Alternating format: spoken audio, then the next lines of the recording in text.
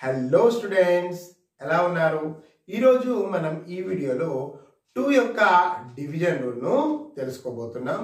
చాలా సింపుల్ అయినటువంటి division rule. 2 యొక్క డివిజన్ రూల్ ను మనం తెలుసుకోవాలంటే మనకు ఈవెన్ నంబర్స్, సరి సంఖ్యలు అనేవి తెలుసుండాలి. ఈవెన్ నంబర్స్, సరి సంఖ్యలు, తెలుగులో వీటిని మనము సరి సంఖ్యలు అంటాం. మనము 2, 4, 6, 8, 10 ఈ విధంగా వచ్చే నంబర్స్ ను సరి సంఖ్యలు అంటాం. సరి సంఖ్యలు అంటే 2 చేత భాగించబడే సంఖ్యలు అని అంటాం. కాబట్టి ఈ యొక్క డివిజన్ రూల్ కూడా సేమ్ ఇదే డివిజన్ రూల్. ఏదైతే వన్స్ ప్లేస్ లో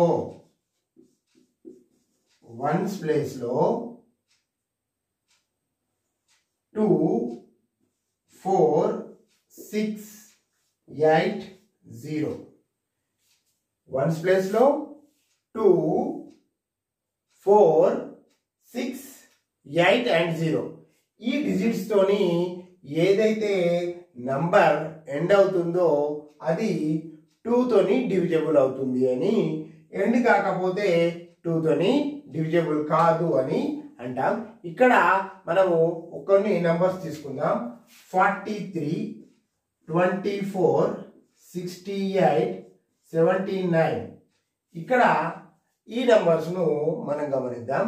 ఈ నంబర్స్ ను గమనిస్తే 43 వన్స్ ప్లేస్ లో 3 ఉంది కాబట్టి ఇది నాట్ డివిజబుల్. ఇక్కడ 4 ఉంది, డివిజబుల్. 8 ఉంది, డివిజబుల్. 9 ఉంది, నాట్ డివిజబుల్.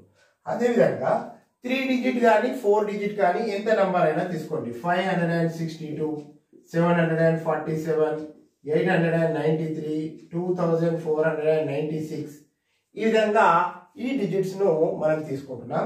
ఈ డిజిట్స్ ను తీసుకుంటే ఇక్కడ వన్స్ ప్లేస్ లో 2 ఉంది కాబట్టి డివిజబుల్. వన్స్ ప్లేస్ లో 3 ఉంది కాబట్టి నాట్ డివిజబుల్. వన్స్ ప్లేస్ లో 7 ఉంది కాబట్టి నాట్ డివిజబుల్. 6 ఉంది కాబట్టి డివిజబుల్. ఓకే, ఇక్కడ ఇది చాలా సులువైనటువంటి డివిజన్ రూల్. ఎందుకంటే వన్స్ ప్లేస్ లో 2, 4, 6, 8, 0 ఉందా లేదా చూసి మనము అది డివిజన్ అవుతుందా, డివిజబుల్ అవుతుందా కాదా చెప్పగలుగుతాం. మీరు ఈ నంబర్స్ యొక్క డివిజబిలిటీ చెక్ చేయండి. అవుతాయా కావా రాయండి. 469, 208, 960, 721 ఆన్సర్ ను కామెంట్ లో తెలపండి. వీడియో నచ్చితే లైక్ చేయడం మర్చిపోవద్దు. మరిన్ని వీడియోస్ కోసం ఛానల్ ను తప్పకుండా సబ్స్క్రైబ్ చేసుకోండి.